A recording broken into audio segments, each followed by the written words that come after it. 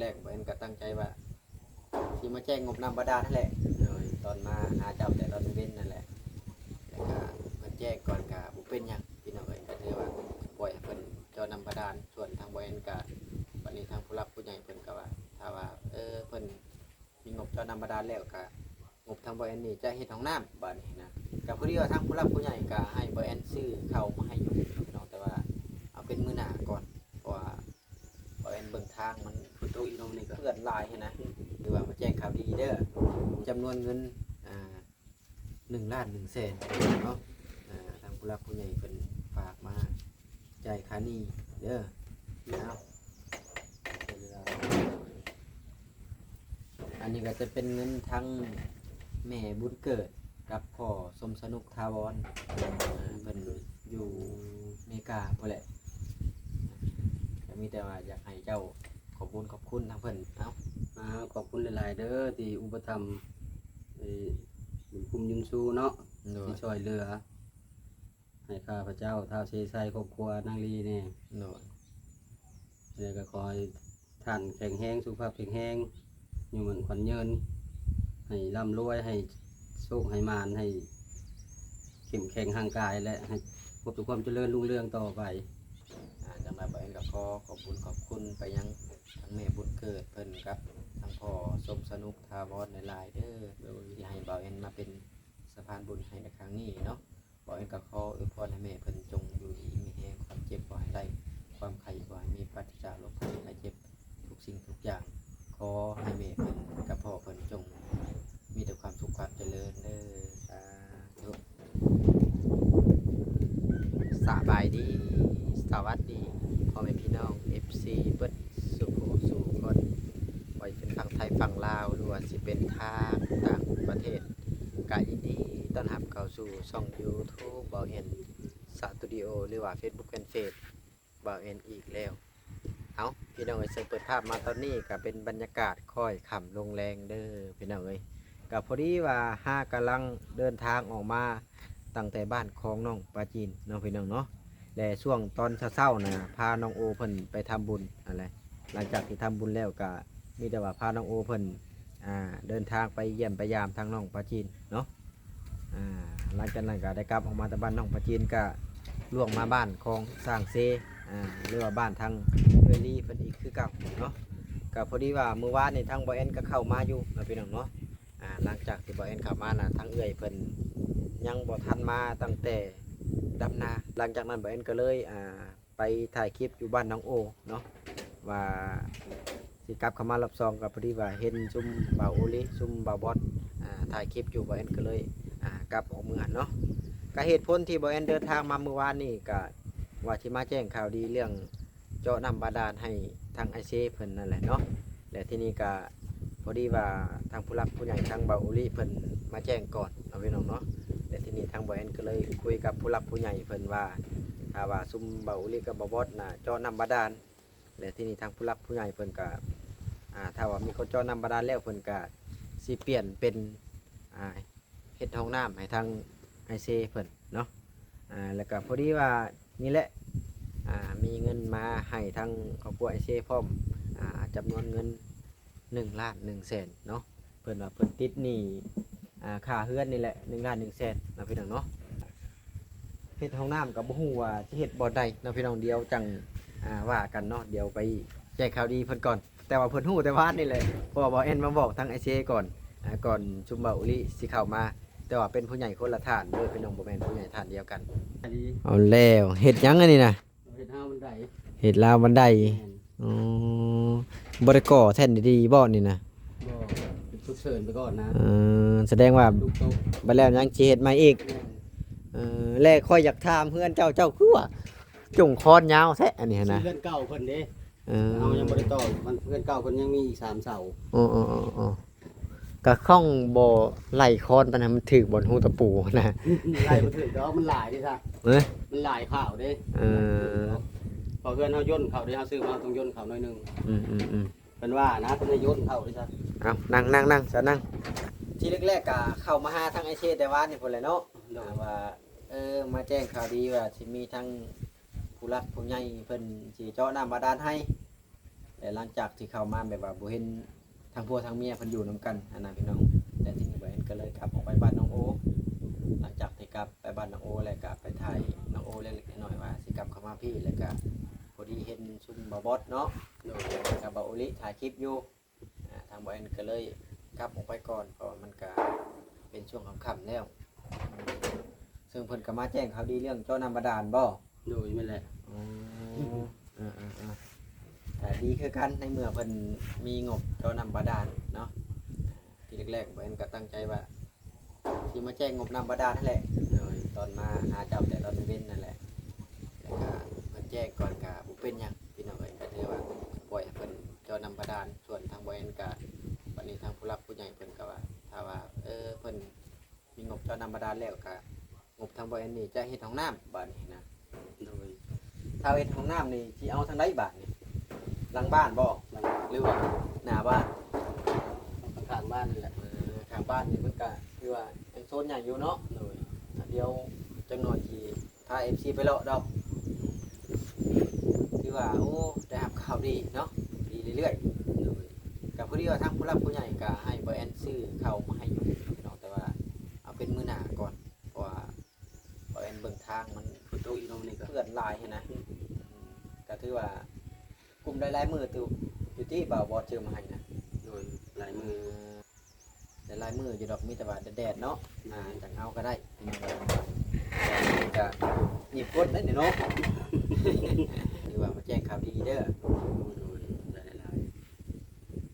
บ่ได้คิดว่าเป็นข่าวดีอันเดียวกันบ่เมื่อวานซุมบอสเข้ามากับข่อยเข้ามานะหรือว่าจังได๋ บ่แม่นเลยเพิ่นมาวานแจ้งข่าวเจ้าน้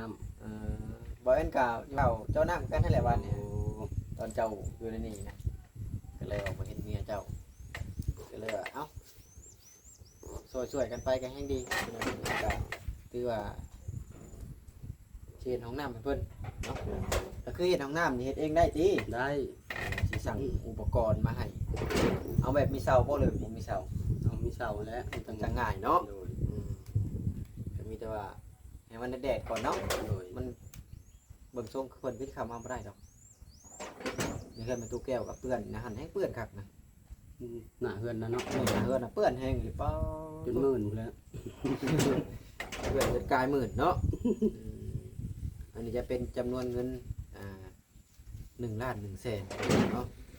ทางผู้หลักผู้ใหญ่เพิ่นฝากมาจ่ายค่าหนี้เด้อ1 2 3 4 5 6 7 8 9 10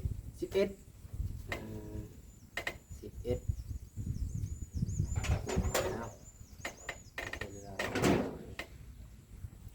อันนี้ก็จะเป็นเงินทั้งแม่บุญเกิดกับพ่อสมสนุกทาวรเป็นอยู่อเมริกาพอแหละก็มีแต่ว่าอยากให้เจ้าขอบคุณทางเพิ่นเด้อเอา ขอบคุณหลายๆเด้อที่อุปถัมภ์บุญคุ้มยุนชูเนาะ โดย ที่ช่วยเหลือให้ข้าพเจ้าท้าวเชยไซครอบครัวนางลีเนี่ย โดย แล้วก็คอยท่านแข็งแห้งสุขภาพแข็งแห้งอยู่เหมือนขวัญเยินให้ร่ำรวยให้สุขให้มานให้เข้มแข็งห่างกายและให้พบแต่ความเจริญรุ่งเรืองต่อไป โดย นะว่าบ่เป็น เอากระชันกับบ่เอ็นกาขอบคุณต่างหน้าทั้งไอเชเพิ่นก่อนเนาะจังไรบ่เอ็นก็ขอบคุณไปยังทั้งแม่บุญเกิดเพิ่นครับทั้งพ่อสมสนุกทาวรหลายๆเด้อโดยที่ให้บ่เอ็นมาเป็นสะพานบุญให้ในครั้งนี้เนาะบ่เอ็นก็ขออวยพรให้แม่เพิ่นจงอยู่ดีมีแรงความเจ็บบ่ให้ได้ความไข้บ่ให้มีปราศจากโรคภัยไข้เจ็บทุกสิ่งทุกอย่างขอให้แม่เพิ่นกับพ่อเพิ่นจงมีแต่ความสุขความเจริญเด้อสาธุเอาก็มีแต่ว่าเอาไปใช้หนี้เด้อบัดนี้ โดย กันว่าติดหนี้ก็เอาไปใช้หนี้นะยันถ่ายคลิปตัวหน้าเลยยังพากันเว้าอยู่ว่า ยังติดหนี้1 ล้าน 1 แสนอะไรมันก็สิบ่งามหั่นนะ แม่น ก็มีแต่ว่าเฮาก็เอาไปใช้หนี้เพิ่นเมื่อวานนี่ก็จะเข้ามาถามทั้งไอเซ่ได้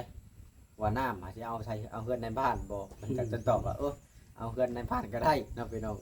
แต่ว่าที่นี่มันเปลี่ยนแปลงก็บ่เป็นหยังเนาะไอเซ่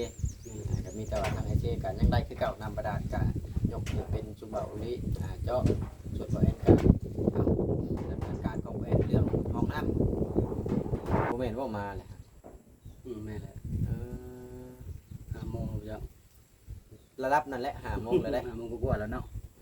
แม่น มื้อเว้นได้6 โมงยังเว้น เมื่อค่ำก็แม่งไหม้หลายไหม้ป้า บ้านยังก็ บ้านกับเขาสี่แม่งไหม้ตามตาตุบถ้าว่าเฮาบ่เปิดกันนอกขึ้นพัดแม่มันพัดแนมบ่เห็นก็เลยเอาเปิดกันนอกคันใช้กันนอกมาก็ยังแสบตาเอาขึ้นเอาลงและคือเห็นห้องน้ำเนี่ยจะเฮ็ดสำห้องน้ำนกแต่หรือห้องน้ำน้องโอเนี่ย2คูณ2 โอ้ย มีแต่ว่าลองไหลไม้48มึงดูนะประมาณจากโตนะ 18ประมาณ10 ฮอดบ่ เอาเพื่อสิยัวคือ1 2 3 4 5 6 1 2 3 4 5 6 6โตเนาะ7 8เอา8แล้วพอดี 8เซนพอดี โอ้ย สังกะสี สังกะสี ตะแผ่นบ้านนี้ 50 2 เมตรบ่ 2 เมตรกับพอดีเป็น3 เมตรติ แม่นคอนมันเนาะ แม่น 3 3 4 12 2 เมตรเป็น3 เมตร3 เมตร50บ่ เพราะว่าแผ่นหนึงประมาณ40 45เซน แม่นมีแต่ว่าเจ้าเป็นช่างเจ้าก็สิแลเป็นยี่ดอกคันว่าอันนั้นก็บ่ยากดอกเฮาขุดโค้งมันก่อนบ่หรือว่าสิเอาขึ้นก่อนตัวนี้ ใส่เสาใส่หยังแล้วก็มุงแล้วก็ได้บ่มีจัง เดี๋ยวก่อตำลังบ่ ก็หลัง เอาไว้ซั่นก็ได้นะมีแต่ว่าเดี๋ยวอันจบคลิปจะให้ทางอาเชเราไล่ไว้นะที่ว่าเอาเป็นหรือว่ามันแดดเอาไปสั่งเข้ามาเลยมันก็จังเสียเวลาเนาะบล็อกนี่ประมาณ300พออยู่ติ พอ300 ก่อนบล็อกก็ถือว่าแพงได้เดี๋ยวนี้ก้อนละ5,000ตัวหน้าตัวในนี่คิดว่าเดิมขึ้นเรื่อยๆมาไปเบิ่งดูทางเมียน่ะมาเข้าคลิปกันดูบ่ายนี่มันยอดแข้งรถมันบ่มีบ่นั่งเด้เอาสบายดี FC เพิ่นก่อนนะก็พอดีว่าค่อยมีข่าวดีมาแจ้งมื้อนี้ก็ได้แต่ว่าแจ้งเทปไปแล้วแหละแต่ว่าสิแจ้งทางเจ้าอีกคือเมื่อวานนี่ค่อยก็เข้ามาหาเจ้าแล้วแต่ช่วงประมาณจังนี้บ่ไอ้สิ แม่นคำกันอีกนิดนึง แล้วว่าสิมาแจ้งข่าวดีเจอน้ำบาดาลนะมาแล้วบ่เห็นเจ้าแล้วค่อยก็เลยกลับไปเฮือนน้องโอ โดย กลับไปเฮือนน้องโอแล้วก็พอดีว่าซุมบ่าวอุลีเข้ามาถ่ายแหละทีนี้มันก็ค่ำค่อยก็เลยกลับออกไป โดย แล้วหลังจากที่นี่ซุมบ่าวอุลีเพิ่นมาแจ้งก่อนเพิ่นก็มีผู้ใหญ่คือกันหันนะ โดย แล้วก็เอ้ากระชันก็ให้เพิ่นเจอน้ำบาดาล โดย และที่นี่บ่เอ็นก็ได้คุยกับผู้หลักผู้ใหญ่ว่าถ้าว่าเพิ่นเจอน้ำบาดาลแล้วทางบ่เอ็นก็สิเฮ็ดห้องน้ำให้แทนนะ โอ้โหโดยเลย คือว่าเป็นข่าวดีเนาะ แม่นข่าวดี ปัจจุบันโอลีบ่มาแจ้งก่อนกะบริการอีดนำบาดาลให้แล้วเลยว่าเปลี่ยนแผนนะครับทางนั้นเอาพี่นะ โดยโดย แล้วก็เอาเงินให้ทางเอเซพร้อมใช้หนี้1 ล้านกับ1 แสนนี่ที่เจ้าว่านั่นแหละ ดีค่ะเพื่อนเพิ่น แม่ แม่ นแต่มีแต่ว่ารอมันแดด โดย ๆดำเนินการ โดย ยันเพิ่นเข้ามาแหละยันเจ้าได้ไปหามาอุปกรณ์ที่พุ่นนะ นอกทางมันยากมันยังขี้ตม มันเปื้อนนะก็มีแต่ว่ารอให้มันแดดๆก็จังดำเนินการก็มีแต่ว่าตอนนี้ก็มีแต่ว่าวางแผนว่าเฮ็ดผลใดก็สุดแล้วแต่นะ โดย หรือว่าจะขุดไว้ยันมันถล่มลงก็บ่พาขุด ยังคนยังคนนี่แหละมาพูดมันก็สิเป็นจ้วงร่วงอยู่แล้ว เป็น เป็น คันว่าบ่เป็นก็ลุยงานเลยนะถ้าว่ามันเป็นก็มีแต่ว่าเลี้ยงปลาดุกข่าก็ได้นะ ลงน้ำคนอยู่น้ำเราขุดลงก็ ถ้าว่าเขามีอันทางซีเก่าๆก็มีแต่ว่าบ้านเทิงมันก็ได้นะถ้าว่าจะขุดเอาไปขุดก็สั่งอุปกรณ์มาจังขุดก็ได้เพราะว่าเบิ่งภาพหมดนี่ก็ตกทุกมือทุกเว้นนะมีแต่ประมาณนี้แหละเขาวน่าจะปลากับมีแต่ว่ามื้อหน้าก็อันได้บอกอาเซ่แล้วแหละตัวนี้ก็ได้ โดย เพราะว่ายังมีพออยู่พอกินอยู่เห็นว่าบอสเอาเข้ามาหา แม่ นะ เพิ่นเอามาให้ คนมันตกถ้าคนมันตกบ่เห็นก็เอาเข้ามาแหละมันมีปัญหาดอกพี่น้องเอ้ยเพราะว่าเงินก็อยู่ในกระเป๋าบ่เห็นแล้วนะ เอาเดี๋ยวเราไปเบิ่งบอลสิเจาะน้ำบอลสิอันน่ะเฮ็ดห้องน้ำไปเอาบนไดบาทนี่ไปลูกเอลี่เอาบนไดวางแผนวาดไว้บาทนี่ ทั้งหมด อืม เฮ็ดทางนี้สิบ่ เอาแล้วแต่เจ้าของบ้านได้ตัวนี้ได้เฮ็ดอยู่ทางใดก็สุดแล้วแต่พาลูกพาเต้าขุดนะหรือว่าสิเอาอยู่หลังเฮือนบ่หรือว่าจังใด โด หืม ได้ก็ หรือว่าสิเอาอยู่หลังเฮือนบ่ชุดแล้วแต่เจ้าของบ้านได้ตัวนี้ได้ เอาไปได้ไปว่าจะเฮ็ดทางนั้นในห้องน้ำตกลงกัน เรือมันสิไกลสร้างอยู่พี่บ่ แม่นเฮ็ดนี่แหละ เจ้าน้ำบาดาลนี่ให้จ้ะ เจ้าบาดาลเขาเป็นเจ้าทางนั้น หรือว่าอยากเอา ไกลๆกันเลยเนาะ ไก่กับมันก็ดีอีกอย่างหันนะมันไก่ของน้ำมันผัดบ่งาม โอ้ หรือว่าเจาะน้ำบาดาลอยู่ใช้ก็แล้วแต่หรือว่าอยากเอาไก่ของน้ำก็ได้หันนะแล้วแต่ผู้มักได้ตัวนี้ได้อืม เคยไปจะเฮ็ดห้องน้ำทั้งหัว อืม เอาไปพุ่นก็ทั้งหัวคือกัน นี่ทางนั้นเอง หัวคือกันมันก็บ่ลืมกันดอก อย่าเอาบนนี้บ่ก็ชุดแล้วแต่หันนะคันว่าเอาบนนี้หรือว่าสิมุ้งมันจุตัวนี้บ่ยันแบบว่าบ่ยังๆตักฝนหรือว่าหยังรอดเฮือนบ่อย่ามุ้งให้มันตุตัวนี้เลยลงมาเตือนนะกับคำอันนี้อันนี้อยู่นอกผัดยามันตากฝนนะหรือว่าหมักอะไรก็เอาเลยนะหมักบนนี้เนาะเอาถือว่าข่าวดีเรื่อยๆเป็นยังไง ว่าจะทำทางไม่เมื่อยก็ได้ยินข่าวดีไม่แห้งเลยนะ โอ้ยขันฉันได้ยินแต่ว่านี่เพื่อนแหละขันเจ้าอยู่นะ เอาว่าคือเบาแดงกับเบาล้าคนนั้นอยู่ในหันว่า เจ้าเห็นใช่บ่ เห็น เอาแล้วคือบ่มาจากเทื่อล่ะ ค่ำแล้วยังบ่จุใจยังบ่ได้เมื่อ เพราะว่าเห็นเพิ่นถ่ายคลิปนะก็เลยว่าเอ้าออกไปก่อนว่ามันค่ำเลยก็เลยว่าเอ้าตั้งใจมื้ออื่นจะมาแจ้งข่าวดีเพิ่นนะใครจะทางไอเซเป็นช่างนั่นแหละมีแต่ว่าจะให้เพิ่นเฮ็ดเองเลยก็มีแต่ว่าซื้อพวกน้ำเย็นมาให้เพิ่นกินเอาก็โอเคแล้วเนาะ เจ้าโดย นั่นไงมาไงเด้อเฮ็ดเองก็ได้อยู่ดอก มีแต่ให้ลูกให้เมียและช่วยกันไป ได้ มีแต่ว่าผู้และใกล้ที่สั่งอุปกรณ์มาจังคุดก็ได้นะมันจังบ่จะน้ำท่วมนะ มือเนาะ แม่นคือว่าเมื่อวานนี่ก็คือว่าเห็นอันใส่ผ้าด้านนั้นบ่ เจ้า ใส่ทั้งนั้นแหละทั้งอันข้างหน้าขัดออกด้วยขัดอันใส่ข้างหน้า หันห้องไปเรื่อยๆมีแต่ว่าพร้อมลงมือบ่ได้เฮาก็จังว่ากันเนาะ โดย มันบ่ยากดอกบ่เห็นก็เที่ยวไปเที่ยวมาอยู่ในนี่อยู่แล้วนะคันสิว่าง่ายๆก็ได้มีแต่พากันเคลียร์พื้นที่อยาวบนใดก็ได้มันบ่ถึกหัวสิไข่บ่ บ่บ่ถือเฮาบ่ได้เฮ็ดจำหัวเพิ่นดอก ก็เอาชิงห่างหัวไว้ก็ดีไงประมาณสัก50เซนบ่ 50-60แหละ มันจังตัวหน้าตัวในมันจังบ่ผิดเชียงกันนะคันมีหลายๆก็ขอมาให้เด้อต้นผักอีตู่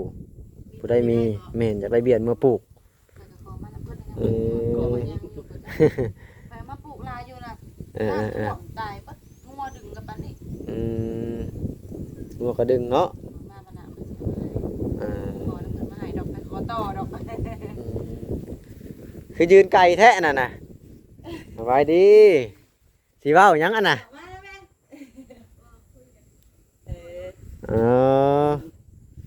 คันมีแน่สิเว้าก็คำมาเว้านะอยากคือว่าอยากมาฟังนะเอาพี่น้องเอ้ยก็ถือว่าบ่ได้มีหยังหลายก็มีแต่ว่าผู้และมันแดดผู้และเฮาจังเข้ามาดำเนินงานสิลงมือตอนใดก็ได้นะอีก2 3มื้อมันสิบ่เซาบ่ฝนเนาะ เศร้าดอก เขาบอกว่าเบิดที่13มื้อที่เท่าไหร่ มื้อนี้10 มื้อนี้ก็วันที่10 ยังหลายมื้ออยู่นะ ป่วยเลยเด้นบ่ ตกบ่มื้อนี้บาด ตกประมาณนึง สำคัญ อยู่เซโนแห้งได้ โอ้ เซโนน่ะแห้ง มีแต่ฝนอย่างเดียวเนาะ แม่นแห้งอีหลีเมื่อกี้เนี่ยตอนมาตั้งแต่เวียกผู้กับบ่าวลาวเพิ่นนั่นแหละที่ว่าฝนแห้งก็ได้ขี่รถไปน้ำเพิ่นมื้อนี้ก็บ่ได้เปียกนะ เพิ่งอยู่ที่บางทีเอาโทรศัพท์นะเพิ่นเบิ่ง ไปเวียกก็เลยว่าไปเวียกไกลแล้วว่าง่ายก็ได้แล้วขี่รถไปน้ำเพิ่น มันสงกรานต์นะบ่ นี่นะนี่ไปในถาดโพนนี่แหละ เอาก็สั่นก็ประมาณนี้แหละใช่ก็สิกลับก่อนได้บัดนี้เนาะถือว่าค่ำไปจังหน่อยมันฝนตกหน่อยลำบากเด้อนี่คันมีรถกระบะคือหมู่นี่มันก็บ่ลำบากดอก บ่ออกจะ จัก เทื่ ห อ น่อยก็ได้ เอ แล้ว โอ้คำโบถึกลอตเตอรี่พุ่นบ่ได้ดอก ไหน พันลอตเตอรี่ผมบ่ได้ซื้อเดี๋ยวนี้นะพันว่าซื้อก็ยังใครแน่ ซื้อไว้เด้อ บ่ได้ซื้อลอตเตอรี่ผมจะถึกลอตเตอรี่เลข6โตวก็บ่ได้ซื้อผมจะถึกเลข6โตวเนาะเนาะก็ถือว่ามันก็บ่เป็นไปบ่ได้ดอกพี่น้องเฮาบ่ได้ซื้อเออเอาก็ซั่นก็ประมาณนี้เลยครับพี่น้องเอ้ยก็สิขอโตวจบคลิปก่อนไว้พอกันคลิปหน้าคลิปในพุ่นแหละ EP หน้า EP ในเอากลับก่อนเด้อบัดนี้เด้อทางไอเซโอ้ย ขอบใจหลายๆ โอ้ย